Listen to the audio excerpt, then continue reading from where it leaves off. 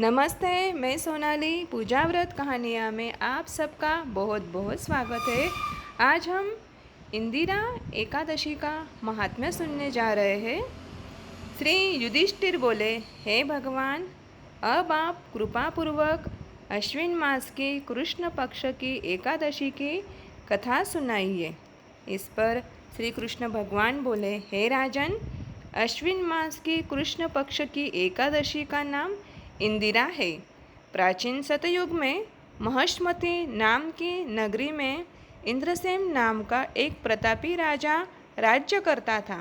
एक समय जबकि राजा अपनी राजसभा में बैठा था तो महर्षि नारद आए और बोले कि हे राजन, आपके राज्य में सब शांति कुशल है।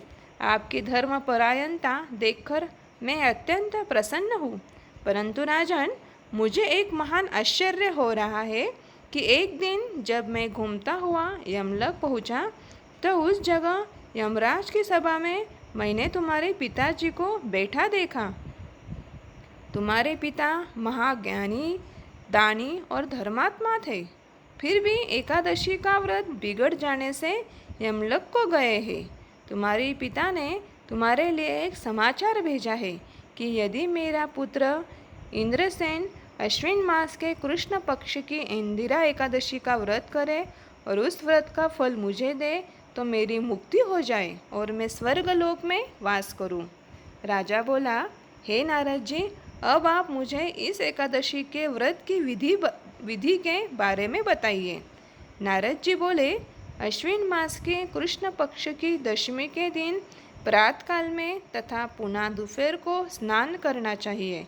उस समय जल से निकलकर श्रद्धापूर्वक पितरों का श्राद्ध करके एक समय भोजन करें और रात्रि को पृथ्वी पर शयन करें। अगले दिन एकादशी का भक्तिपूर्वक व्रत धारण करें और कहे कि मैं आज निराहार रहूँगा और समस्त भोगों को त्याग कर कल भोजन करूँगा।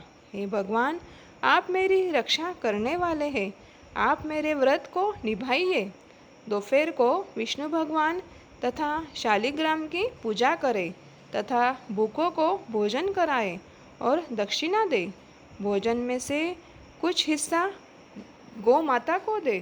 इसके उपरांत द्वादशी के दिन मौन होकर बंधु बांधवों सहित भोजन करें। हे राजन, यही इंदिरा एकादशी के व्रत की विधि है। महर्षि नारद राजा को यह उपदेश देकर अंतर्ध्यान हो गए। राजा ने इंदिरा एकादशी के आने पर उसका विधिपूर्वक व्रत किया, जिससे उनका पिता यमलोक से गरुड़ पर चढ़कर स्वर्गलोक गया। राजा इंद्रसेन ने भी स्वयं एकादशी के व्रत के प्रभाव से इस लोक में सुख भोगकर अंत में स्वर्गलोक को गया। ऐसी है ये इंदिरा एकादशी का महात्म्य। यह इंदिरा एकादशी करने वाले कि जो पितर है उनको मुक्ति मिलती है और वह हमें सुख समृद्धि प्राप्त करते हैं और पितर भी स्वर्गलोक में जाते हैं। तो ध्यान रखिए, हमें ये इंदिरा एकादशी की महात्म्य करना चाहिए और इंदिरा एकादशी का व्रत भी करना चाहिए। अगर आपको मेरा वीडियो अच्छा लगे तो वीडियो को लाइक करना मत भूलिए और चैनल को सब्सक्राइब करना मत भूलिए।